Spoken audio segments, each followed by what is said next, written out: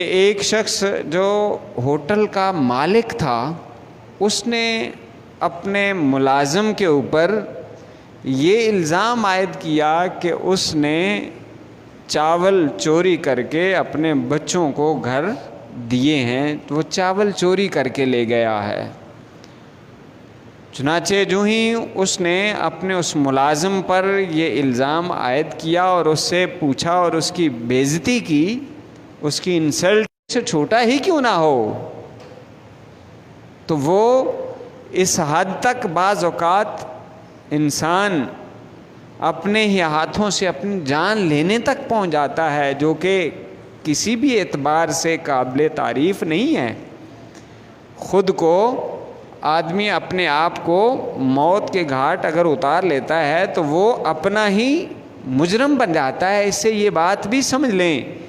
کہ آدمی کو اپنی جان لینے کا اختیار حاصل نہیں ہے، یعنی آدمی اپنا بھی مالک کلی طور پر نہیں ہے، کہ اگر آدمی اپنے آپ کو خودکشی کرنے کے لیے تیار کرتا ہے تو یہ اس کی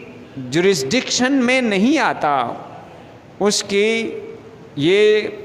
کے اوپر قدرت حاصل نہیں ہے، یعنی اسے اختیار نہیں دیا گیا۔ چہ جائے کہ باقی معاملات کے اندر ہم اپنے جسم کو، اپنے آپ کو اپنی مرضی سے اس حد تک استعمال کر سکتے ہیں کہ جس کی شریعت نے ہمیں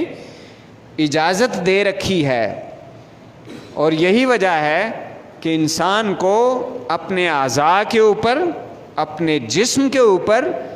اور اپنی ذات کے اوپر ایک خاص حد تک اختیار حاصل ہے۔ وہ اس